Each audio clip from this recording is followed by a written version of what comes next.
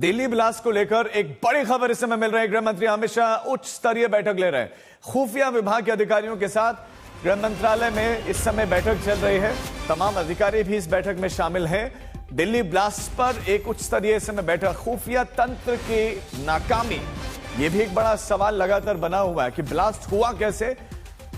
और अब दिल्ली ब्लास्ट पर एक बड़ी खबर आपको देते हैं। गृह मंत्रालय में गृह मंत्री अमित शाह एक बैठक ले रहे हैं। जितेंद्र बहादुर सिंह हमारे संवाददाता हमारे साथ जुड़ गए। जितेंद्र, इस बैठक से जुड़ा क्या क्या अपडेट है आपके पास?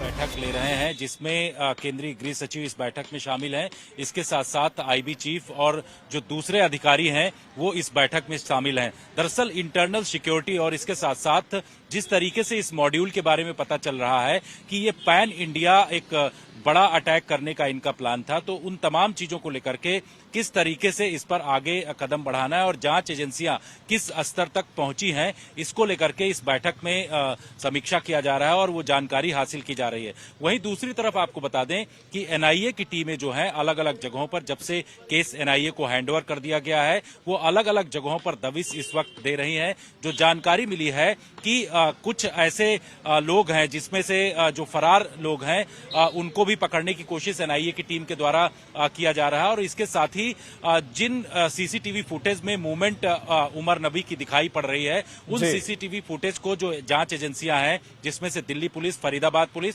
और इसके साथ साथ जो दूसरी एजेंसियां हैं उनसे उनको अपने कब्जे में लेकर उसके पूरे मूवमेंट के ट्रेस को देखने का प्रयास किया जा रहा है। तो ये एनआईए की तरफ से बड़े स्तर पर छानबीन की जा रही है। तो वहीं गृह मंत्री अमित शाह ये नजर बनाए रखें। अपडेट्स के लिए आपके पास लौटेंगे। लगातार ब्रेकिंग न्यूज मिल रही है। एक बड़ी खबर इस समय इसी दिल्ली ब्लास्ट से जुड़ी हुई लखनऊ से मिल रही है।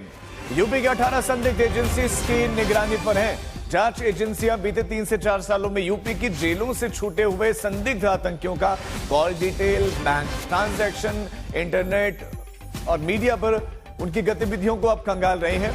शाहीन का लखनऊ के खंदारी बाजार इलाके में संबंध निकलने के बाद से आसपास के इलाकों पर भी एजेंसियां अब निगरानी रख रहे हैं। वहीं दूसरी तरफ 18 ऐसे लोगों पर 24 घंटे नजर रखी जा रही है जिनका नाम कभी आतंक से जुड़ा हुआ था या कभी उनका लिंक था। उनका पूरा ब्यौरा फिर खंगाला जा रहा है। लखनऊ पुलिस ने अलग अलग टीमों का भी गठन किया है जो संदिग्ध व्यक्तियों की पड़ताल करेगी। समर श्रीवास्तव हमारे साथ हमारे संवाददाता जुड़ गए। समर, लखनऊ में किस तरह से एजेंसियां सक्रिय, क्या क्या चल रहा है लखनऊ में? देखिए, ये जो आंच है जांच की, ये लखनऊ तक पहुंची शाहीन परवेज के नाम से।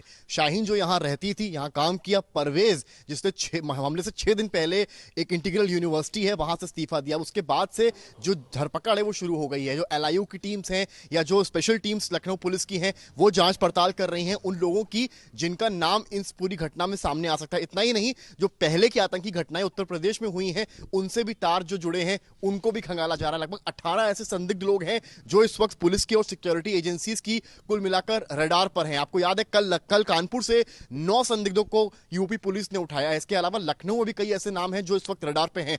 इस वक्त हम जो परवेज है, जो आरोपी है, इसको हिरासत में लिया गया, उसके घर पर हैं। आप अगर देखें तो इस पूरे आवास के आसपास सन्नाटा पसरा हुआ है और यहीं पर जो टीमें आप नजर बनाए रखें।